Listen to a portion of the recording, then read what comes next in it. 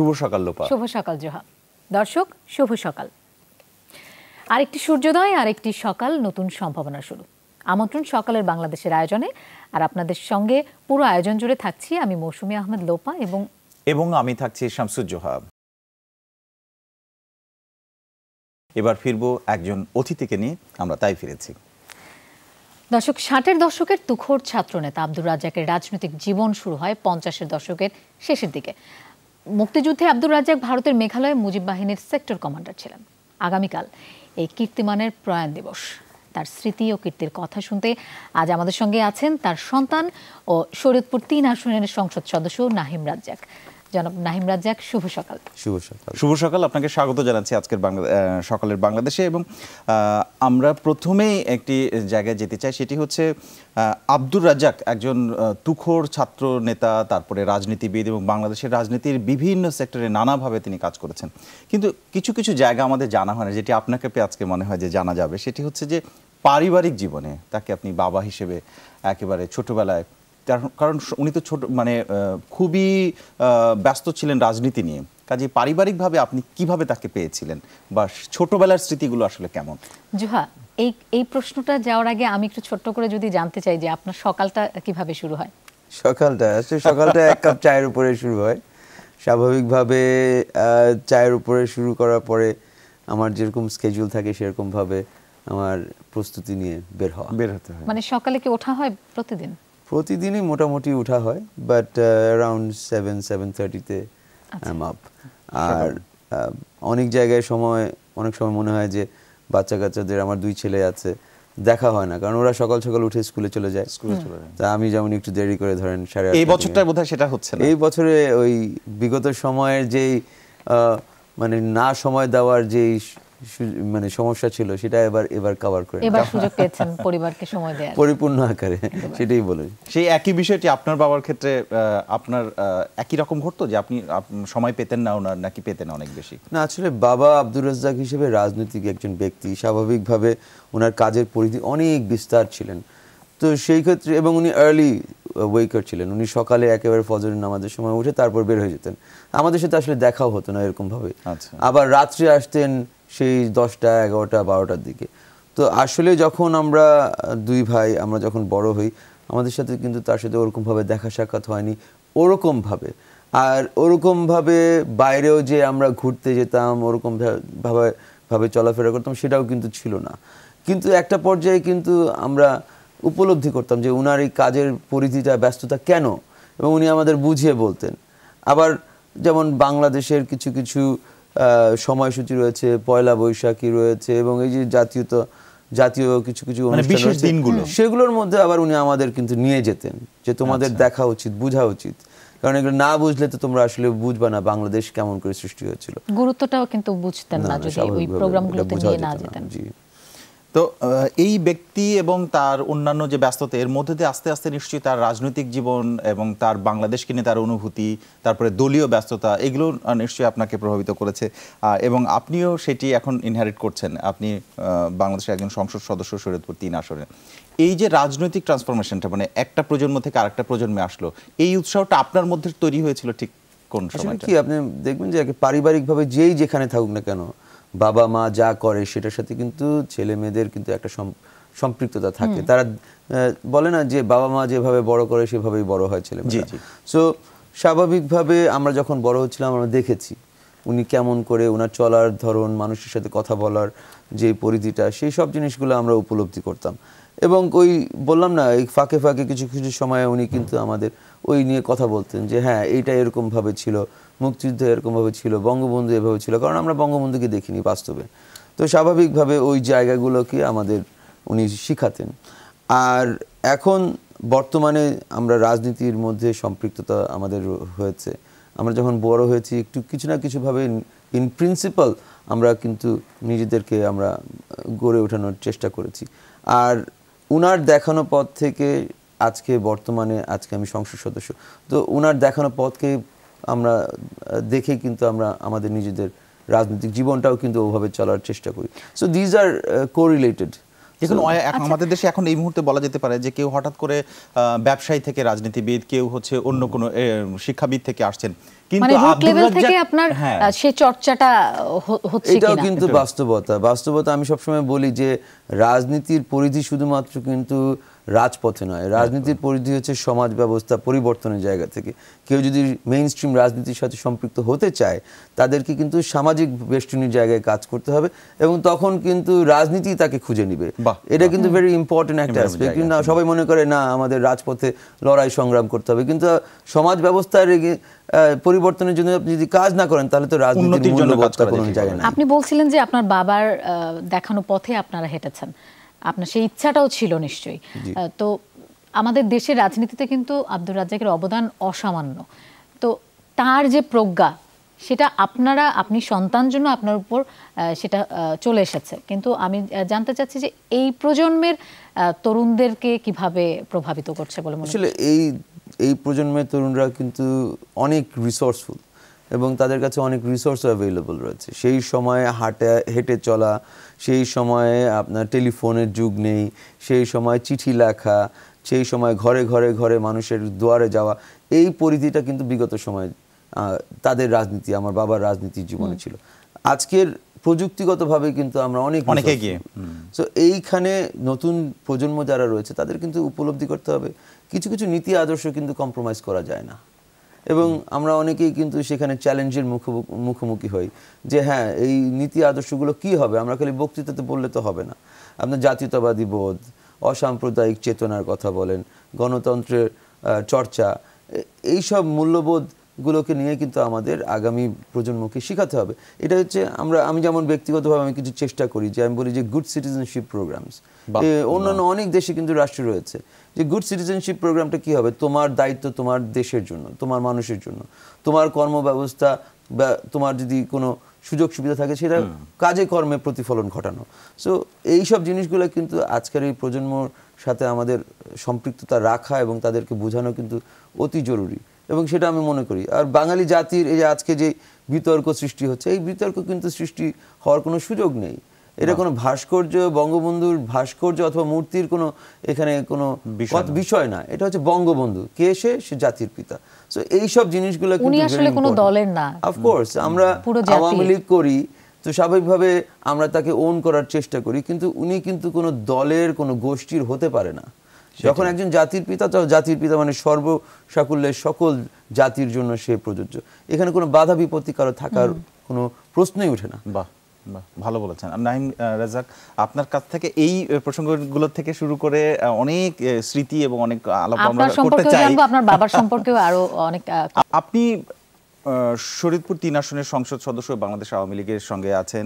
সেই বিষয়গুলোর বাইরে একজন তরুণ রাজনীতিবিদ, সকল মানুষের প্রতিনিধি হিসেবে এই মুহূর্তে বাংলাদেশের কোন জায়গাটি নিয়ে কাজ করছেন? আমরা জানি যে আপনি জলবায়ু পরিবর্তন এবং ঝুঁকির বিভিন্ন বিষয় নিয়ে কাজ করছেন। সবচেয়ে গুরুত্বপূর্ণ জায়গা আপনি কোনটি মনে করেন?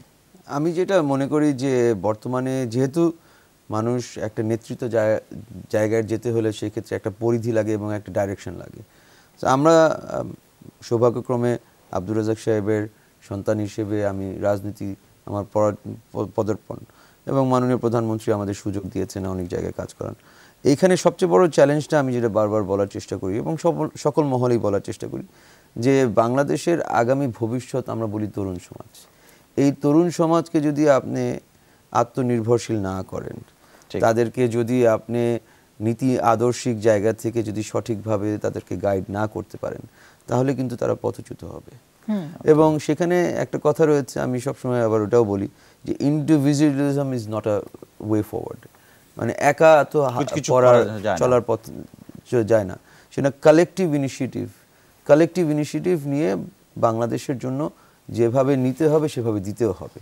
সেই জায়গা থেকে কিন্তু আমাদের কাজের পরিধি। আমি বর্তমান বলবো না, 2012 সালে জাতীয় সংসদ সদস্য নির্বাচিত হই, তারপরের থেকে আমার কাজের পরিধিটি কিন্তু যুবক এবং তরুণদের নিয়ে। ইয়াং বাংলা নামক একটি ইউথ অর্গানাইজেশন, আনুমানিক 450 ইউথ অর্গানাইজেশনস, 1,70,000 ভলান্টিয়ার নিয়ে এখনো আমরা কাজ করার চেষ্টা করছি। সেখানে আমাদের কাজটি হচ্ছে 2টি ভাগে বিভক্ত। একটা হচ্ছে আইন প্রণেতা হিসেবে সেখানে পরিবর্তন ঘটানো, কম্প্যাটিবিলিটির জায়গাটাতে। জি। আর আরেকটি জায়গা হচ্ছে যে যারা তরুণ উদ্যোক্তা রয়েছে তাদেরকে স্পৃহা দেওয়া, তাদেরকে অনুপ্রেরণা দেওয়া, তাদেরকে সহযোগিতা করা। So this is a collection of all the resources আমাদের যতটুকু রয়েছে CRI, centre for research and ইনফরমেশনের আওতায় এই প্রোগ্রামটা আমরা চলমান রেখেছি। আর আরেকটি পরিধি রয়েছে, সেটা জলবায়ুর আপনি কথা বললেন। স্বাভাবিকভাবে ক্লাইমেট চেঞ্জ অর্থাৎ জলবায়ু পরিবর্তনের জন্য Bangladesh is one of the top affected countries. সেখান থেকে মাননীয় প্রধানমন্ত্রী উনি বলেন যে আমরা যেহেতু সবচেয়ে বেশি ক্ষতিগ্রস্ত, আমাদেরকেই কিন্তু পদক্ষেপ গ্রহণ করতে হবে। এবং সেখানে গিয়ে আমরা মূলত এই জলবায়ু পরিবর্তনের জায়গায় অ্যাডাপ্টেশন এবং মিটিগেশন যেটা রয়েছে সেই জায়গাগুলোর মধ্যে আমরা কাজ করে থাকি এবং সচেতনতা আমরা বৃদ্ধি লাভ করানোর জন্য সমাজে আমরা অনেক রকমের প্রোগ্রামস করে থাকি। আর সেখানে আবার কিছু কিছু নতুনত্ব জায়গা থেকে টেকনোলজি ট্রান্সফার এবং ইনোভেশনের জায়গা থেকেও আমরা যেমন সোলার প্যানেল থেকে শুরু করে উইন্ডমিল, অন্যান্য যে পরিধি রয়েছে সেখানেও কিন্তু আমরা সরকারের সাথে আমরা মূলত কাজ করার চেষ্টা করি। বাহ, অনেকগুলো দিক। একটা জিনিস আমার মনে হচ্ছে একটা পরম্পরা যে বঙ্গবন্ধু শেখ মুজিবুর রহমানের সময় অত্যন্ত মানে কাছাকাছি থেকে কাজ করেছেন আব্দুর রাজ্জাক সাহেব এবং বর্তমান প্রধানমন্ত্রী শেখ হাসিনার সঙ্গে আপনি এখন কাজ করছেন। তো তার ছেলে সজীব ওয়াজেদ জয় তিনিও কিন্তু রাজনীতিতে অবদান রাখছেন এবং তার একটি কনসেপ্ট এখন অত্যন্ত জনপ্রিয় এবং খুবই তুখোড়ভাবে এগিয়ে চলেছে, সেটি হচ্ছে আইসিটি। সেটি এবং আপনি যে স্বপ্নের কথা বলছিলেন সেটার সঙ্গে তরুণরা জড়িত, সেটির সঙ্গে তরুণরা। তাহলে কি আমি কি ধরে নেব যে আপনারা সবাই ভাবে পরের একটি প্রজন্ম বাংলাদেশকে এগিয়ে নিচ্ছেন একসাথে এবং আপনাদের যোগসাজশ রয়েছে, একটি সমন্বিত স্বপ্ন রয়েছে? দেখেন, আমি বললাম না, it is a collective initiative. Sajeeb Wazed Joy মাননীয় প্রধানমন্ত্রী আইসিটি উপদেষ্টা, উনি কিন্তু আমাদের সিআরআই ট্রাস্টি বোর্ডের চেয়ারপারসন এবং কো চেয়ার হিসেবে রয়েছেন সাইমা ওয়াজিদ পুতুল এবং ট্রাস্টি বোর্ডের সদস্য রয়েছে রাদওয়ান মুদিব সিদ্দিক, যেটা বলছিলাম সেটি, এবং নসরুল হামিদ এমপি, এবং আমরা আরও কিছু সংসদ সদস্য, তরুণ সংসদ সদস্য, এবং ইটস এ ওপেন প্ল্যাটফর্ম। আমরা কিন্তু নতুন আইডিয়া জেনারেট করার জন্য চেষ্টা করি এবং সেখানে গিয়ে কিন্তু আপনার আইডিয়ার বিকল্প নেই। একটা হচ্ছে আপনার ইতিহাসের চর্চা, ইতিহাস থেকে ধারণ করে নতুনত্ব জায়গায় আপনার ইন্টিগ্রেশন করা, সেটা আমরা কিন্তু করার চেষ্টা করছি। আমি অনেক কথাগুলো বলি যে আমরা কিন্তু নতুনভাবে নতুন ট্যাগলাইন নিয়ে কিন্তু অনেক প্রোগ্রাম আমরা ছাড়ি, কিন্তু বাস্তবে কিন্তু জাতির পিতা বঙ্গবন্ধু শেখ মুজিবুর রহমান উনি কিন্তু এই কথাগুলো আগের থেকে বলে গেছেন। উনি তরুণ সমাজকে উনি উদ্বুদ্ধ করেছেন। আমাদের বাবা রাজ্জাক সাহেব থেকে শুরু করে ফজলুল হক মনির সাহেব থেকে শুরু করে সেই তৎকালীন তরুণ নেতৃত্ব যারা ছিল, তোফাল আহমেদ এখনো রয়েছেন, তো তাদেরকে কিন্তু সুযোগটা দিয়েছিলেন যে তোমরা নতুন আইডিয়া নিয়ে আসো, তরুণ এবং ছাত্র সমাজকে তোমরা সংঘবদ্ধ করো। সো ওই জায়গা থেকে কিন্তু কালেকটিভ ইনিশিয়েটিভ। তরুণ রাজনীতিবিদ হিসেবে আপনি বেশ কিছু জায়গার কথা বলছেন, ফিল্ডের কথা বলছেন, একই সাথে সরাসরি যেটি অংশগ্রহণের জায়গা সেটা হচ্ছে জাতীয় সংসদ। জাতীয় সংসদে আপনি প্রতিনিধিত্ব করছেন, সেখানে একজন তরুণ রাজনীতিবিদ হিসেবে আপনি যেভাবে স্বপ্ন দেখেন, মনে করেন সেই অবদান রাখতে পারছেন বলে মনে করছেন? মানে কথা বলার সুযোগটা সেখানে আছে কিনা? নিশ্চয়ই, ইটস এ ওপেন প্ল্যাটফর্ম এবং এর থেকে সর্বোচ্চ প্ল্যাটফর্ম বলা যায় দেশের জন্য। সো গণতান্ত্রিক প্রক্রিয়া চর্চার সেখানেই হচ্ছে আমাদের সুযোগটা এবং সেখানে কিন্তু আমরা বরাবরই কিন্তু চ্যালেঞ্জ করে আসি। এখন সরকারি দলে রয়েছি সেই জন্য যে আমরা চ্যালেঞ্জ করব না সেটা কিন্তু নয়, যেটা সঠিক সেটার পক্ষে রয়েছি, যেটা বেঠিক সেটার বিপক্ষে আমরা অবস্থান গ্রহণ করছি। এবং আবার সেখানেও বলতে হবে যে আত্মসমালোচনাও কিন্তু করার আমাদের সেই সুযোগটা জাতীয় সংসদের মধ্যে রয়েছে। সেখানে আমরা যে ওপেনলি সব কিছু যে সমালোচনা করতে হবে সেটা কিন্তু নয়, আমরা ভিতরেও আমাদের নিজেদের মধ্যেও কিন্তু আমরা আত্মসমালোচনা করি এবং সেখানে এক ঝাঁক তরুণ নেতৃত্ব, যেমন আমি 50 বছরের নিচেই যদি বলি না কেন, আমাদের অলমোস্ট 40-45 জন রয়েছে। এটি বড় সংখ্যা, একটা মোটামুটি আগের থেকে বিগত সময়ের থেকে অনেকটুকু। আমরা মূলত আবার এক হয়ে আবার কাজ করার চেষ্টা করি।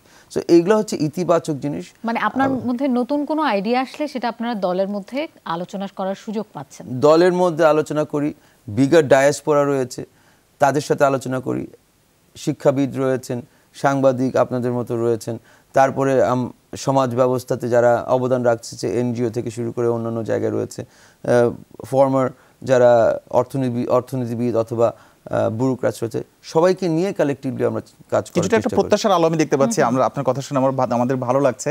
আমরা পরবর্তী প্রজন্মের কাছে বা এখনকার যে প্রজন্ম যারা তরুণ, তাদের মধ্যে রাজনীতি নিয়ে বা দেশ নিয়ে আপনি ভাবনা কোনো পরিবর্তন দেখেন কিনা? আমি তো এটাও বলি যে আমরা কিন্তু অনেক পজিটিভ একটা জাতি, খুবই ইতিবাচক চিন্তা চেতনা নিয়ে, খুবই রেজিলিয়েন্ট জাতি, না হলে কিন্তু স্বাধীনতা সংগ্রাম এত সহজে আসতো না। এটা নিয়ে এটা আরেকটু বিস্তারিত জানবো আমরা। জনাব নাহিম রাজ্জাক, আপনি আপনার বাবার আদর্শে কিন্তু অনুপ্রাণিত হয়েছেন, ছোটবেলা থেকে বাবার কাজগুলো দেখেছেন, ভালো ভালো যা যা করেছে, গল্প শুনেছেন।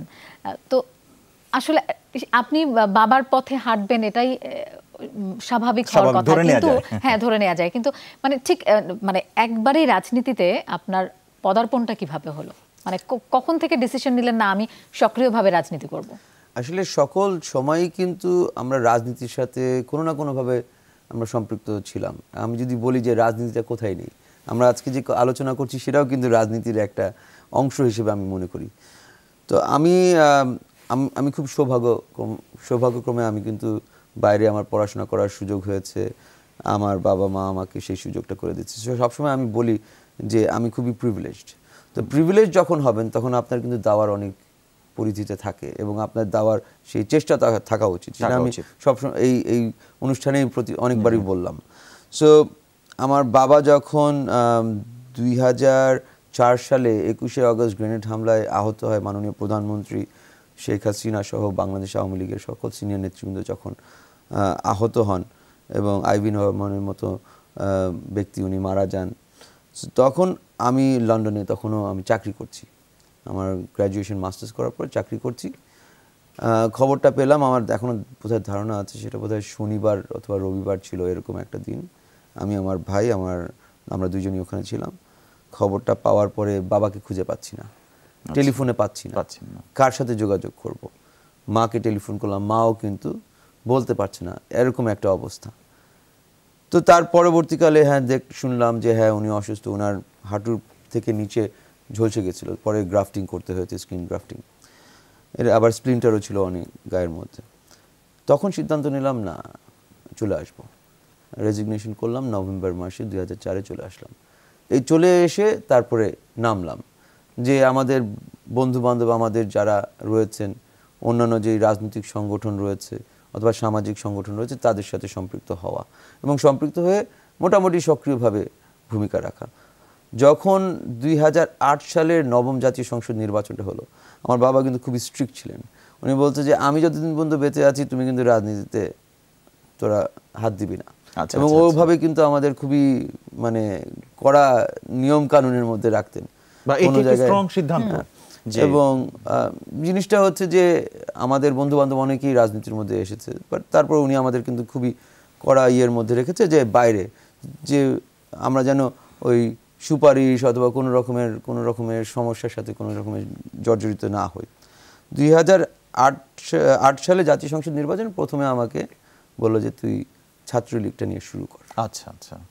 এবং তার টোটাল নির্বাচনের কোঅর্ডিনেটর হিসেবে আমি কাজ করা শুরু করলাম। শুধুমাত্র একা তো করতে পারবো না, তো আব্বার একটা সেট আপ ছিল, তাদেরকে নিয়ে শুরু করলাম।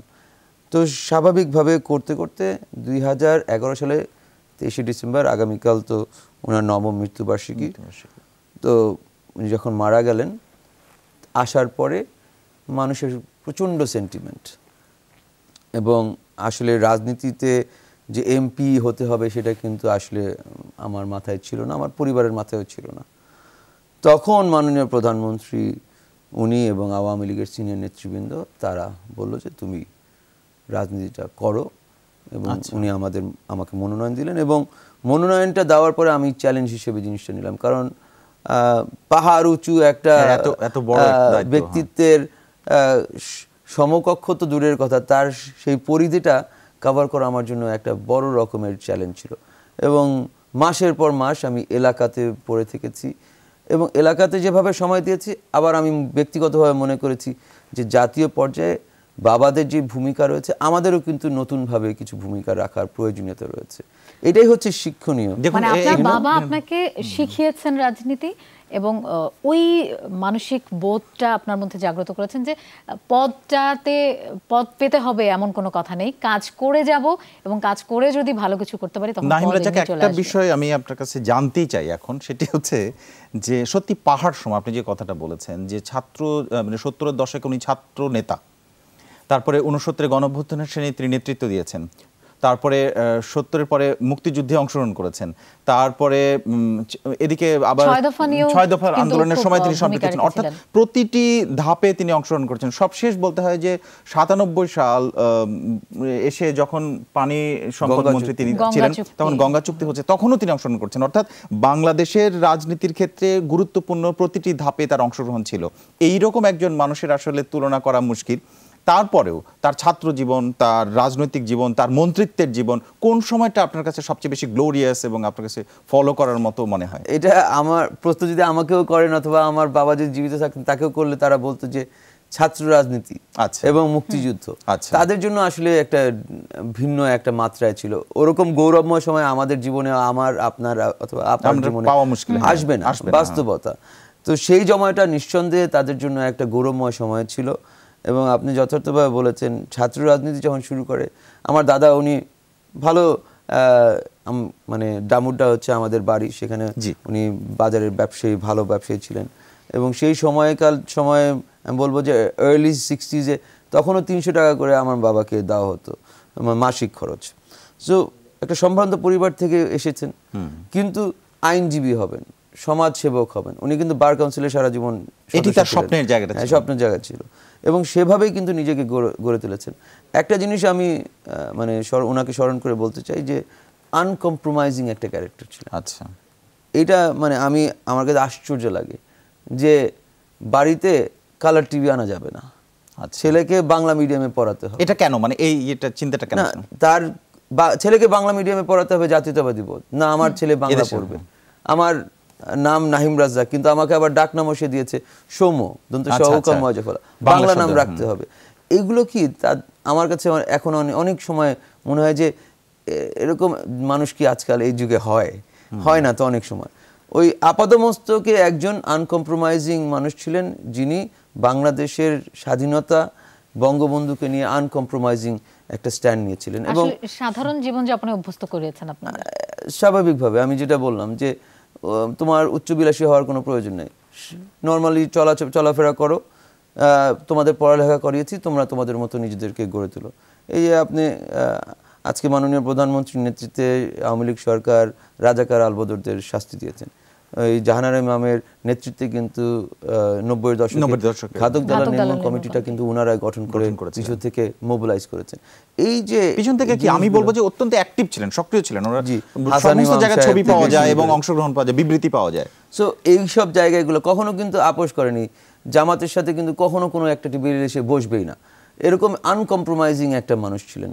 সো সেখান থেকে আমাদের কিন্তু অনেক শিখার জিনিস আছে। হ্যাঁ, রাজনীতিতে you have to the art of diplomacy আনা অনেক রকমের পরিধি রয়েছে, কিন্তু উনি ছিলেন আনকম্প্রোমাইজিং। চলছে ডিসেম্বর মাস। বাবার এই আদর্শের কথা বলছিলেন, আপনার এই বাবার আদর্শটাকে আপনার নির্বাচনী এলাকায় ছড়িয়ে দেওয়ার জন্য বা চর্চাটা কতটুকু বজায় রেখেছেন আপনি? না, আমরা নিশ্চয়ই চর্চা বজায় রেখেছি, মানে ধারাবাহিকভাবে, কিন্তু জিনিসটা এখনো আমাদের কাছে হতাশার, আমরা নিজেরা কখনো কখনো ভুগি।